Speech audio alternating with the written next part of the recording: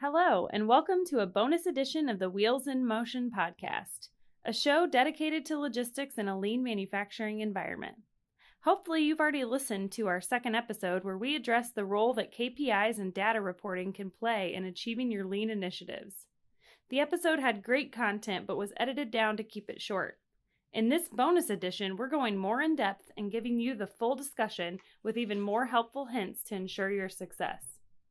If you like what you hear, you should check out our data analysis webinar on May 23rd to hear and see more from Ross. You can find the link to that webinar in the description of the podcast below. And don't forget to subscribe to our podcast for more logistics expertise. Enjoy.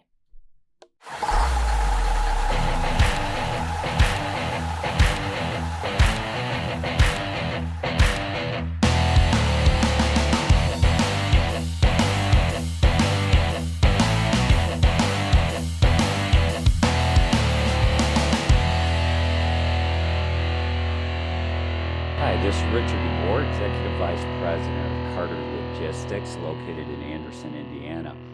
In our last podcast, we had interviewed John Willman, who discussed the lean elements of a supply chain. Today's discussion is going to turn to the data piece of a supply chain and how to obtain the data to accurately gauge if your company is on the right track. Today I'll be moderating this podcast, which focuses in on the tracking mechanisms, which should be considered in a world-class lean supply chain. My background is a combination of 18 years of as a CFO of a publicly traded transportation company, along with 12 years running mid-sized trucking companies, and then the last 8 years being here at Carter Logistics in charge of the supply chain. Part of my duties also entail being in charge of the sales organization of Carter, and accordingly, I'm out in front of customers quite often talking about their supply chain and trying to address how to solve their supply chain issues. Today we have with us Ross Clark, who is a supervisor of our analyst department. Ross, if you could let the listeners know what your background is. Sure, Dick.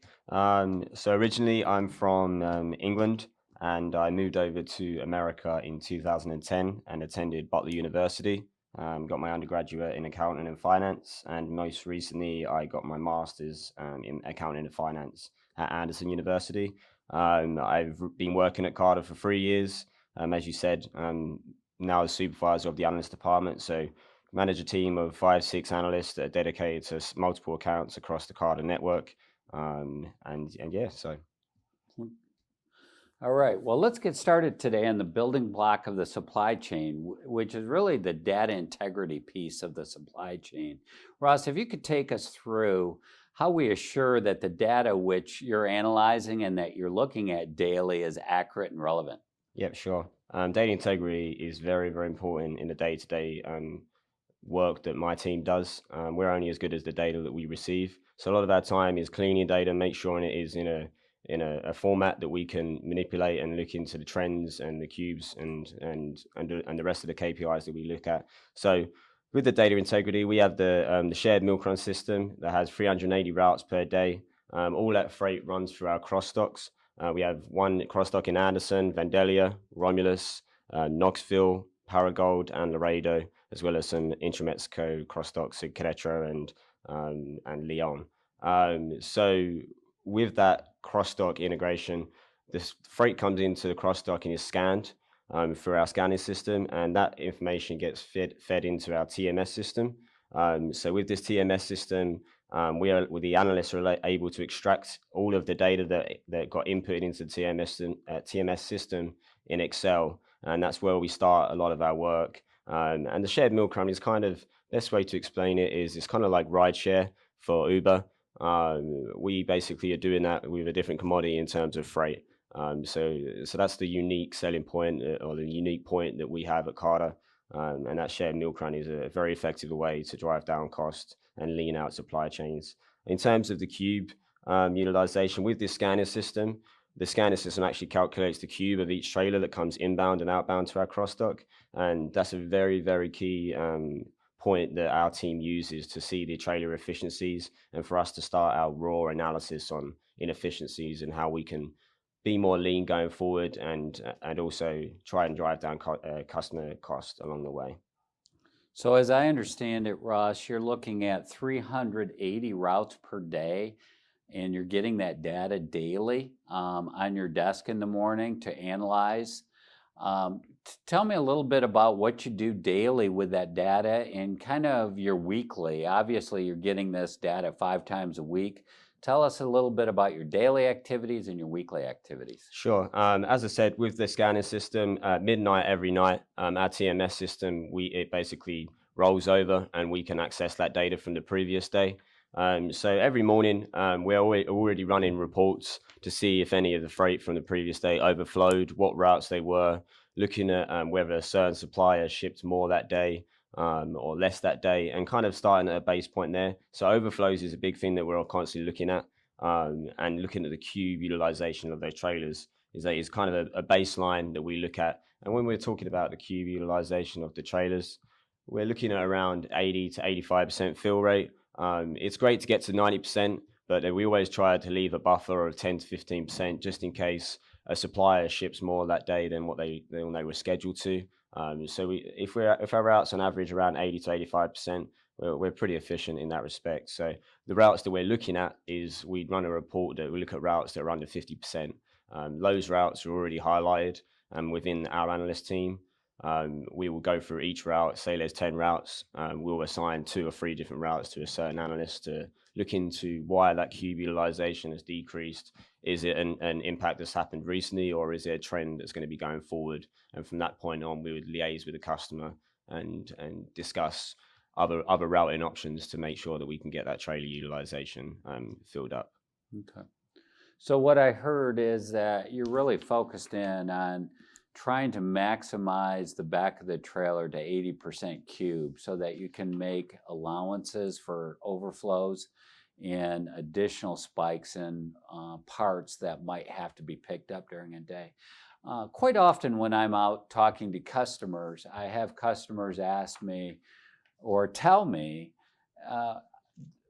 why should I look at a shared milk run? I've got a dedicated milk run running right now, and when I look at that back of the trailer, when it hits my dock door, it's 80 to 90% cubed.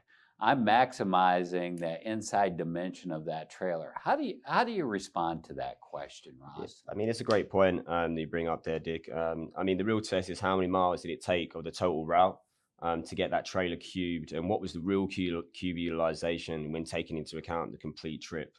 Was it on the pickup? Was it on the ride or the line haul? Or was it on the delivery? By being able to combine customers, we're able to get that trailer cubed out earlier during the trip than under dedicated routes. And the additional benefit of being shared is in terms of cost savings and adding suppliers to routes, having that shared utilization gives flexibility in the future of driving down costs. Where with a dedicated milk run, it's up to their suppliers on that customer. You've not got as many moving objects that you can fill that trailer with. So that's definitely a benefit of having that shared trailer utilization. All right. So you are looking at the data on a weekly basis, as I understand, for all of the routes. How many routes do you change per week? So out of your 380 routes that the company is running, how many of those are changed and you implement change weekly on? Yeah, on a weekly basis, our main aim is to approximately change about 3% of these routes on a weekly basis. So off of 380 routes, that's roughly about 10 routes per week. Mm-hmm. And that's a challenge that we challenge ourselves as a department to make sure that we're constantly looking and reviewing at the data that gets fed into our system and looking at trends and opportunity that we can increase efficiencies along the way. But obviously, making these decisions, there are several factors that come into play. Where it comes down to overflows, determining if they're short-term issues or whether they're long-term issues, planning the supply chain changes by our current customers. We obviously have to discuss the changes we plan to make. So when we actually look at a route change, it's probably 2 or 3 weeks in the making before that route is actually changed. So every week it's normally a 2 or 3 week process of reviewing that change, getting approval by the customer, looking into the cost savings that it potentially supplied, and getting that approved to push through. So it sounds like you're in ongoing communication with the customer base to discuss these changes. Is that correct? Yep, correct. Yep. Okay. Yeah, we have weekly calls with most of our customers. We at least touch base at least once a month, but most of our customers on a weekly basis. So we have a team. It will be, say, for myself, there will be operations. There will be customer service. There'll be different representatives from each department, and essentially we just have a weekly call with the customers. It normally lasts an hour, and go through issues that we saw last week, inefficiencies that I have found along the way, improvements that I'm proposing, and just kind of touch base with the customer and have a weekly catch up, and obviously produce the KPIs, which I know we'll get onto later on in the podcast. Okay. Well, good. So far we've touched on the data integrity piece, which really is, as I understand it, Ross, is coming off of the cross-dock and our technology on the cross-dock. The second piece that we've touched on is on a granular basis, how you're addressing routes daily and weekly. Let's turn the page over to KPIs and how you're reporting KPIs back to the customer base. Obviously, there's two important parts of KPIs from a customer standpoint, at least what they've communicated to me, and that is the operational piece of the KPI, and then the reporting and the data piece of the KPI as to where the cost is being spent. So could you just kind of touch on both of those pieces? Sure. Yeah. KPIs is very, very important. It's a very hot topic whenever we're speaking to our customers, making sure that we have KPIs, have the right data that's in them. Operationally, as you said, a lot of companies are working on a just-in-time manufacturing system, and that puts a lot more pressure on the supply chain and the accuracy of the supply chain, making sure the customers are aware of where the freight is, kind of the visibility side of it. But we track on-time delivery. So for each of our customers, especially on the weekly calls, one of the spreadsheets that we go over is we look at the routes that were late for the previous week. We count them up, and then we look at how many of them were in our control or how many of them were out of our control. So kind of touch on that, what could be in a customer control, supplier loading delays. So if we have a shared milk run, there's 4 stops. If the first supplier on that route is holding our trailer past the normal 30-minute window time, and it's held for 2 hours, then that obviously has a snowball effect on the rest of the route. So if a supplier is holding our trailers, we do our best to get it released, but it's then going to be late for the next supplier and the next supplier. And then if it's late to the plant, then we also track plant lateness as well, because those routes are obviously the last stage of the delivery. In terms of some of the things that are on our control, drivers not leaving on time, equipment issues, either it's the tractors or the trailers, dock-related issues in terms of holding freight for late inbound routes. So there's some of the things that are in our control. So we list those on each of the routes. So if I see a trend where on a certain route the driver's been departed late the past 3 times out of the week, then I know to speak with operations about, hey, check in with the driver here. Is everything okay with the driver? Noticed he's dispatched 3 days late.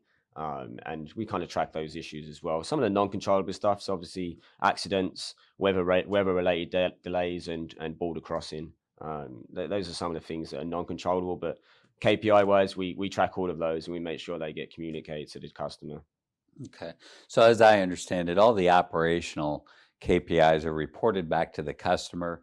Items that are within your control, we're dealing with the operations to drive those issues out of the system. Correct. And some of the items are non-controllable. Mm-hmm. Okay. Okay, well, then let's turn the page and let's talk about cost. As a ex-CFO of a company, obviously, I was always concerned about where my dollars were being spent. Tell me a little bit about what you're reporting back to organizations on the cost side and the detail that you have that's available to your customer base. Sure. Yeah. As we discussed before, the great thing about the data that's in our TMS system and the scanning system with the crossdock is the format of the data. So we have everything from the weight, the skids, the cost, the fuel adjusted cost. And with that data, our team can pretty much back out the fuel if they just want to see transportation spend.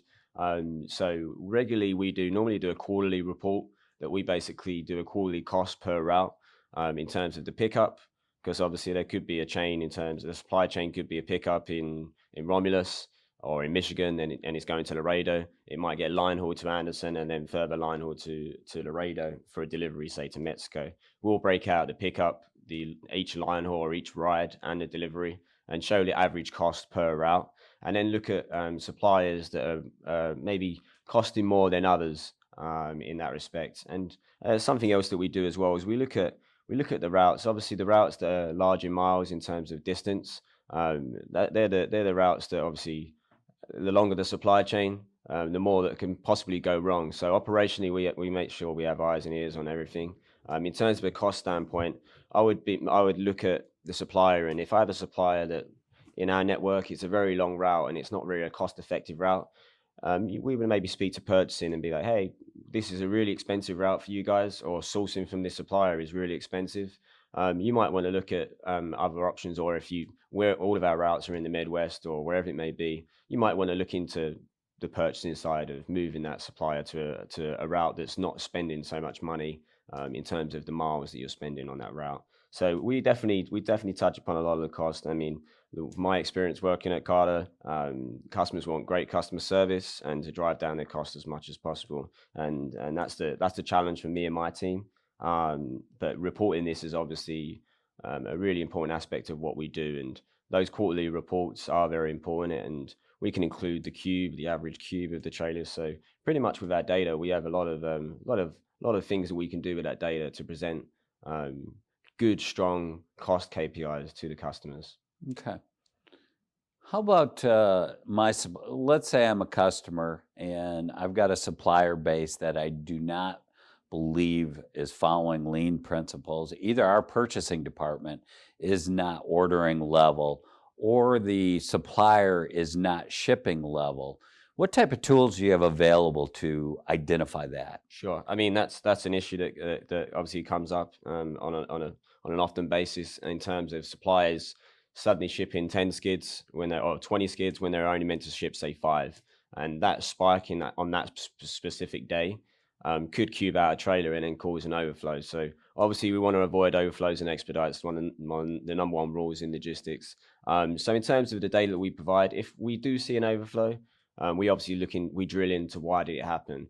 The trailers don't change size, right? So a supplier must have shipped more that day than they were maybe scheduled to do. So we have the data and we'd run pivot charts and basically look at what suppliers have shipped unlevel. So on a monthly basis for a lot of our customers that we do is we would send them a monthly report broken down by each plant that shows each supplier, and you can just filter through this pivot chart and essentially see for the whole of the previous month the levelness of the skids shipped on that specific route or for that supplier. So I normally look into that, and I normally send to the customers the top 10 suppliers that I see are unlevel, because obviously when a supplier is shipping unlevel, it makes it hard to really utilize the trailer as efficiently as we would originally plan. Got it.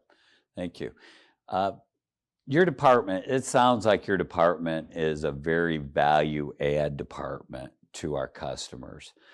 Can you kind of walk us through how you kind of calculate your value to our customer, and what are you challenged with as far as savings initiatives by our customer base annually?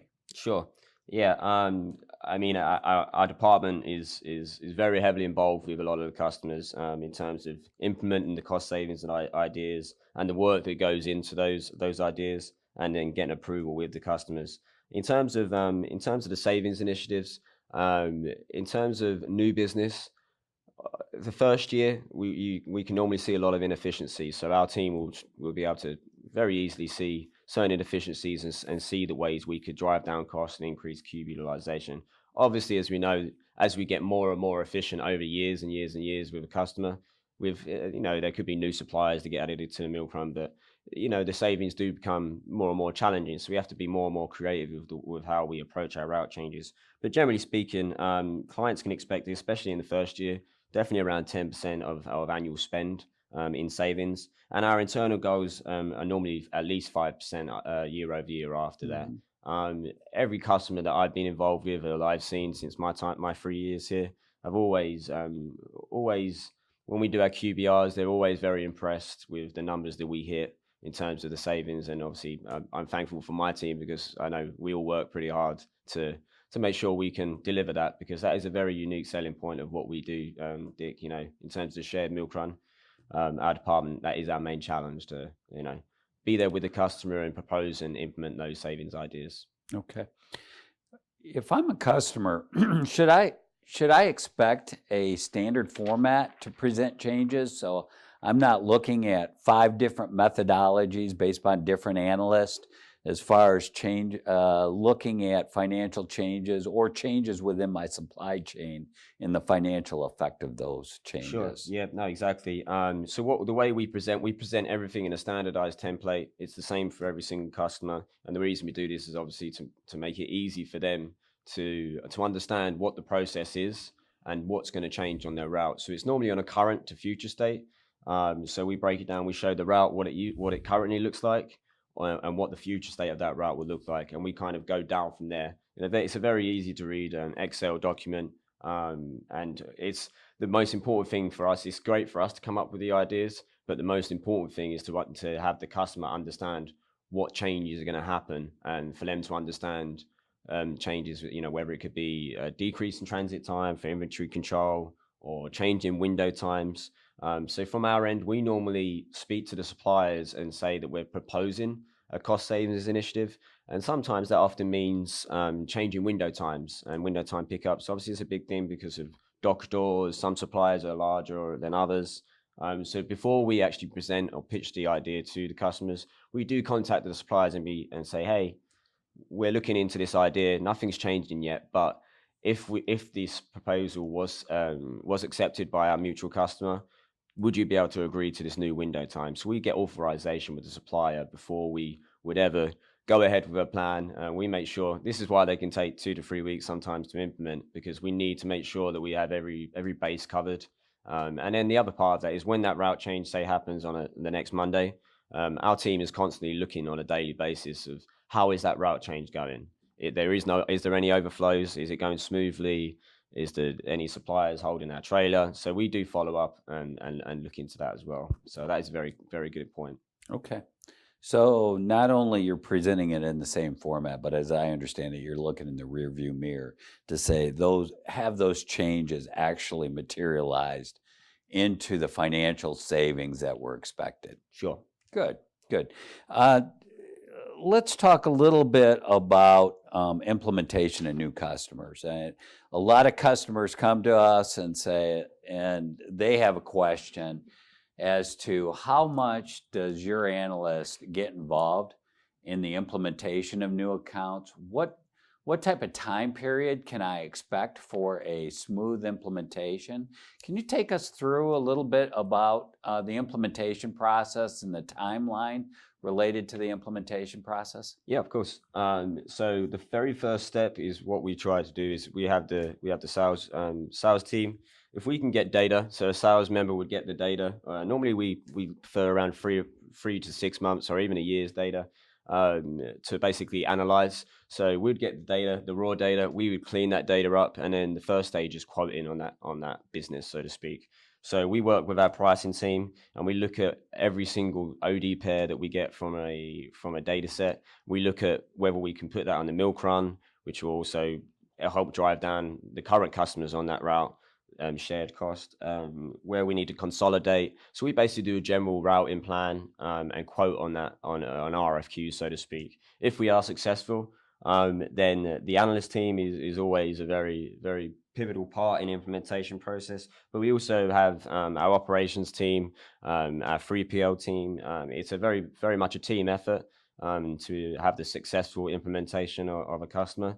one of the things that from my experience here, is making sure that the implementation is truly planned out and not rushed.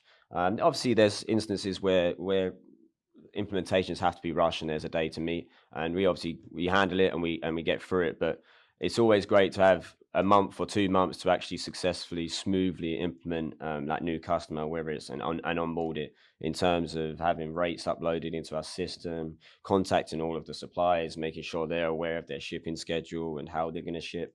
So yeah, it's definitely, we normally have from my experience with the implementations, at least once a week call with the new customer. And we have a Gantt chart. So we start off really, really stripped down to the bottom in terms of, we have a Gantt chart that basically has tasks for people to basically complete on a weekly basis. And then the next week we'll check in, hey, we can't go to the next stage of this project or this implementation until you're finished your task.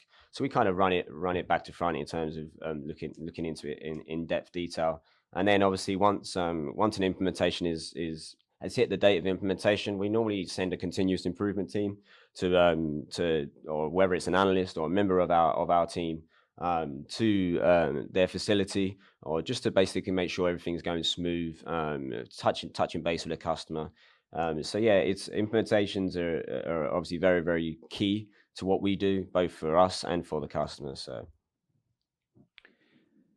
well, let's kind of wrap this up. And as a supply chain manager, what type of questions should I ask to identify how I'm doing as far as data collection is concerned and the amount of data that I'm getting on my supply chain? What type of questions would you ask, Ross, to identify checkpoint-wise how I'm progressing? Yeah, sure. There's multiple things you should be asking from your service provider for sure. One of the main ones is, are you getting cube information from your service provider? Are they showing you on a weekly or even at least a monthly basis the cube utilization of all of the routes that you're participating on? That's obviously a very key area, because you don't really want to be participating on a route that has a 30% cube ratio. You want to be part of a route that has 80-85%. So definitely in terms of cube, that you definitely need to be getting that from your service provider. And also, is the service provider you're with proactively reviewing the lanes and the cost containment initiatives? So I know we touched upon the uniqueness of us coming up with savings ideas. The other side of that is us auditing those savings ideas, making sure that those savings ideas actually happened, because these savings ideas might have been based off of 3 months of historical data, the past 3 months or the last month. So it's important that once we implement those savings initiatives and present them, that we're also checking that they're actually following the trends and the projections that we initially made. So that's definitely something as well that a service provider should be showing you as a customer as well. Do you get carriers on-time service reports? There's a basic KPIs really that we do in terms of cost information by plant. Do you have cost by supplier? Is your service provider touching base on a weekly basis and presenting those KPIs, and not just presenting them, but walking you through them, making you understand what this means or how we can change this and it will have a positive effect in a different way? So kind of that general KPIs is obviously very, very important. And do you understand what suppliers are shipping level and what suppliers are shipping uneven? I mean, it's basic KPIs like this that can really change your cube utilization from, say, 60% to 85%. There's very basic things that should be presented to customers in terms of that respect. And the other thing is, are we tracking overflows and expedites? We know overflows and expedites, especially in terms of transit time, has to be adhered to with just-in-time manufacturing systems.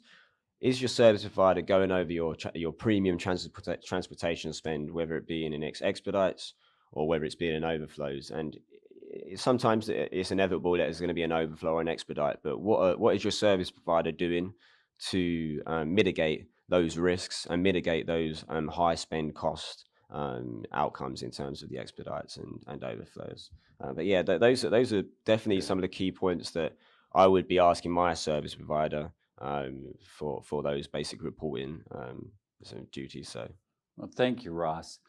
The information today was very informative. Thank you very much. Problem. As the listeners know, the auto industry, with the development down in Mexico and the manufacturing down in Mexico, there's been a lot of near sourcing that Tier 1s have done down in Mexico. In our next podcast, we'll be focusing in on the Mexico marketplace, the import-export market, going into Mexico and out of Mexico, and also intra-Mexico operations. There's a lot of differences between supply chains down in Mexico and the supply chains up here in the U.S., and we're going to be touching on that during our next podcast. We're going to have our country manager of Mexico, Juan Ortiz, with us to go through the differences between the supply chains. Thank you very much for your time today.